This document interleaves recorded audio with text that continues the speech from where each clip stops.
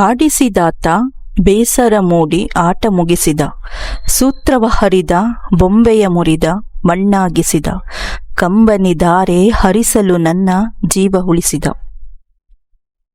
ಪ್ರಿಯ ವೀಕ್ಷಕರೇ, ನಾವು ಇಂದಿನ ಸಂಚಿಕೆಯಲ್ಲಿ 1971ರಲ್ಲಿ ಬಂದಂತಹ ಸುಪ್ರಸಿದ್ಧ ಚಿತ್ರವಾದಂತಹ ಕಸ್ತೂರಿ ನಿವಾಸ, ಈ ಚಿತ್ರದ ಹಾಡಿನ ಸಾರಾಂಶವನ್ನು ನಿಮ್ಮೊಂದಿಗೆ ಹಂಚಿಕೊಳ್ಳುತ್ತೇವೆ.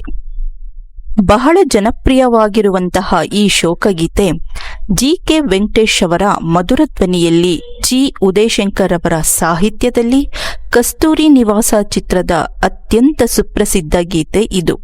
ನಿಮಗೆಲ್ಲ ಗೊತ್ತಿರುವಂತಹ ವಿಷಯ. ನಾವು ಈ ಹಾಡಿನ ವಿಶೇಷತೆಯನ್ನು ಸ್ವಲ್ಪ ನಿಮ್ಮ ಮುಂದೆ ಇಡಲು ಇಚ್ಛಿಸುತ್ತೇವೆ.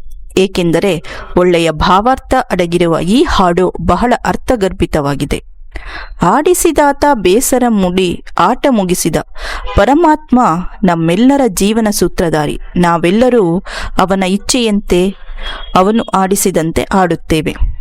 ಸೂತ್ರವ ಹರಿದು ಬೊಂಬೆಯ ಮುರಿದು ಮಣ್ಣಾಗಿಸಿದ, ಪರಮಾತ್ಮನಿಗೆ ಯಾವಾಗ ಬೇಜಾರಾಗುತ್ತದೆಯೋ ಅವನು ಹಿಡಿದಂತಹ ಸೂತ್ರವನ್ನು ಹರಿದು ಮಣ್ಣಿಗೆ ಹೋಲಿಸಿರುವಂತಹ ದೇಹವನ್ನು ಕೊನೆಗೊಳಿಸುತ್ತಾನೆ.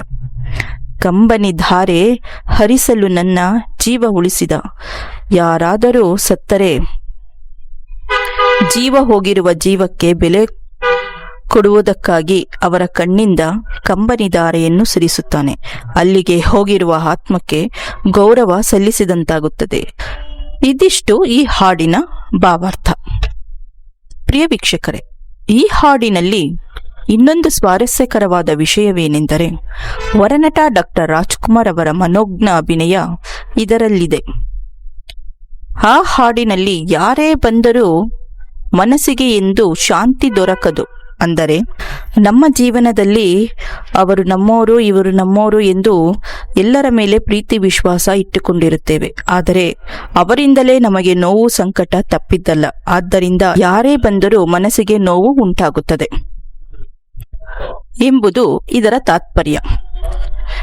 ಆದರೆ ಇದರಲ್ಲಿ ಗಮನಿಸಬೇಕಾದ ಸಾಲು ಯಾವುದೆಂದರೆ, ಕಣ್ಣೀರಿಡುವ ನನ್ನಿ ಕಥೆಯು ಎಂದೂ ಮುಗಿಯದು ಅನ್ನುವ ಸಾಲು ಚಿತ್ರದಲ್ಲಿ ಬರುವಾಗ ವರನಟ ಡಾಕ್ಟರ್ ರಾಜ್ಕುಮಾರ್ ಅವರು ತಮ್ಮ ಕೈಯನ್ನು ಹಣೆಯಿಂದ ತಲೆಯವರೆಗೂ ಕೈಯನ್ನು ಎತ್ತುತ್ತಾರೆ. ನೋಡುವುದಕ್ಕೆ ಇದು ಸಾಮಾನ್ಯ ದೃಶ್ಯವೆನಿಸಿದರೂ,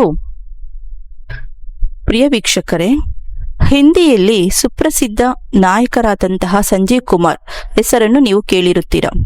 ಅವರು ಹಿಂದಿಯಲ್ಲಿ ಶೋಲೆ, ಆಂಧಿ, ತ್ರಿಶೂಲ್ ಮತ್ತು ಕೋಶಿಶ್ ಈ ಚಿತ್ರಗಳನ್ನು ನೀವೇನಾದರೂ ವೀಕ್ಷಿಸಿದ್ದರೆ ಅವರು ಎಂತಹ ಅದ್ಭುತ ಕಲಾವಿದ ಎಂದು ನಿಮ್ಮ ಅರಿವಿಗೆ ಬರುತ್ತದೆ. ಇಂತಹ ನಟನಿಗೆ ಕಸ್ತೂರಿ ನಿವಾಸದ ಚಿತ್ರ ಹಿಂದಿಯಲ್ಲಿ ಶಾನ್ದಾರಾಗಿ ರೀಮೇಕ್ ಮಾಡಿದಾಗ, ಆದರೆ ಆಡಿಸಿದಾತ ಹಾಡಿಗೆ ಡಾಕ್ಟರ್ ರಾಜ್ಕುಮಾರ್ ಅವರು ಹಣೆಯಿಂದ ತಲೆಯವರೆಗೆ ಕೈಯನ್ನು ಎತ್ತಿರುವ ದೃಶ್ಯ ಸಂಜಯ್ ಕುಮಾರ್ ಅವರು 10 ಟೇಕ್ ತೆಗೆದುಕೊಂಡರಂತೆ. ಇದು ಪತ್ರಿಕೆಗಳಲ್ಲಿ ಉಲ್ಲೇಖವಾಗಿತ್ತು. ಹೀಗೆಯೇ ಡಾಕ್ಟರ್ ರಾಜ್ಕುಮಾರ್ ಅವರ ನಟನೆಗೆ ಸರಿಸಾಟಿಯೇ ಇಲ್ಲ. ಇಂತಹ ಕಲಾವಿದರನ್ನು ನಮ್ಮ ಕನ್ನಡ ಚಿತ್ರರಂಗ ಪಡೆದ ನಾವೇ ಧನ್ಯರು.